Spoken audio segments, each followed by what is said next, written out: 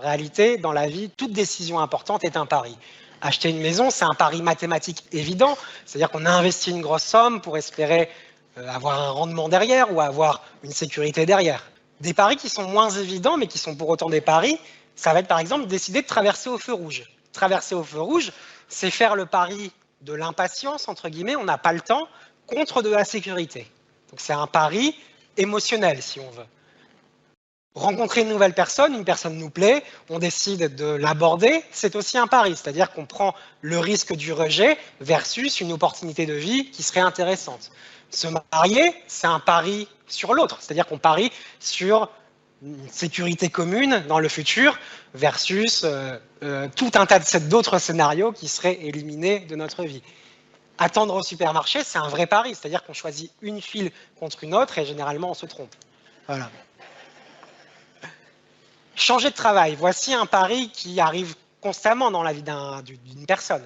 Donc comment une personne normale, entre guillemets, une personne qui ne joue pas au poker, prendrait ce genre de décision? Quand on prend ce genre de décision dans la vie, bah, on a plusieurs manières de le faire. On va penser, on va écouter son cœur, on va écouter ses amis, on va écouter ses tripes, on va écouter son instinct. Si on a un processus de pensée peut-être un peu plus rationnel, on va commencer à faire une ligne des plus, on va commencer à faire une ligne des moins, et on va placer tous les plus à gauche. Donc, ah bah voilà, j'ai eu un entretien d'embauche, ce travail me propose 300 € supplémentaires par mois, bon c'est un vrai plus. Je vais changer d'air, c'est un vrai plus. Peut-être j'aurai des nouveaux collègues intéressants, même si j'en doute un peu parce que j'adorais mes anciens collègues.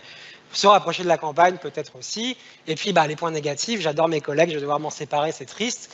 Et ma routine professionnelle, elle était parfaite. Je vais peut-être avoir une routine un peu moins intéressante.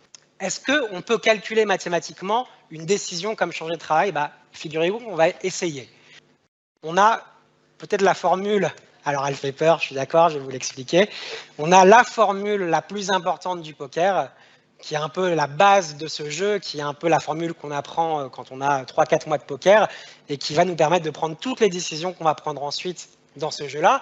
C'est la formule de l'EV. EV, ça veut dire quoi? C'est Expected Value en anglais, c'est l'espérance de gain en français. Cette formule, elle nous explique, elle nous dit combien on peut espérer gagner sur une prise de décision. Alors, l'espérance de gain est égale au pourcentage de fois où on va gagner, fois combien on gagne, moins le pourcentage de fois où on va perdre, fois combien on perd. Maintenant, si on applique la formule de l'EV à ce genre de choses, ça va donner ça. Ça va donner les points qu'on a vus précédemment, mais pondérés. C'est-à-dire qu'on va attribuer des statistiques de probabilité à ce genre de choses. Et ça nous donne quoi? Ça nous donne les 300 € par mois qu'on va gagner, si on change de boulot, à 100%, ils sont garantis. On est sûr qu'ils vont arriver puisqu'on va être augmenté. Le changement d'air, il est relativement aléatoire. Si ça se trouve, ça va être bénéfique, ça va être négatif. On lui attribue une probabilité de 50%. Les nouveaux collègues intéressants, il y a peu de chances qu'on trouve des collègues aussi intéressants que ceux qu'on avait précédemment. Donc, on va lui attribuer une probabilité faible de 20%. La campagne, le boulot pour lequel on a postulé, à 3-4 km de la campagne, 70%. Vous avez compris le raisonnement et vous me dites, oui, mais comment on fait pour mélanger des termes aussi différents? On mélange des torchons et des serviettes, ça n'a pas de sens. Il faut essayer de trouver une variable commune. Et à votre avis, quelle pourrait être cette variable commune qu'on pourrait utiliser pour regrouper tous ces termes-là? Est-ce que quelqu'un a une idée? Non, pas d'idée.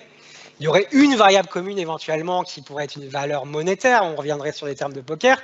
La deuxième possibilité, ce serait d'envisager une variable de bonheur, par exemple. Est-ce que cette décision m'apporte du bonheur, ou de la joie, ou du plaisir?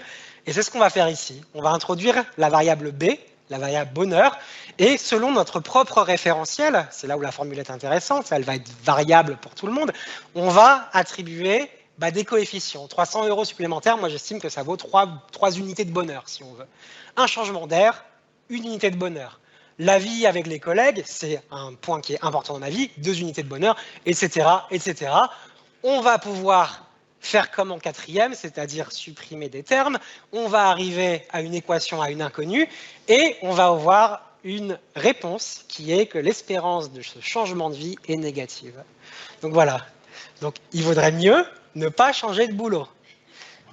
La bonne nouvelle, c'est que si on se dit « Ah ouais, mais ça vaudrait quand même le coup », c'est qu'on sait sur quels paramètres on doit faire changer les choses. C'est-à-dire qu'on sait que si ces 300 € supplémentaires, on a réussi à négocier un 4 au lieu d'un 3, on voit que notre formule, elle passe positive. On a 0,7 positif. Si on décide de se dire, les collègues, est-ce qu'on pourrait choper un peu d'informations, observations, etc. Et on pose à l'entretien d'embauche, alors elle est comment la vie dans votre boulot? Ah ouais, c'est super, on a des collègues, on a une super ambiance au taf. Bah, ça va probablement, ici, ce 20%, il va peut-être passer à 45%, 50%, et on va passer positif. Donc cette formule, alors évidemment, elle n'est pas intuitive, évidemment, personne ne fait ça dans la vie, mais il y a peut-être des décisions de vie qui sont vraiment importantes sur lesquelles on peut appliquer ce genre de processus de pensée.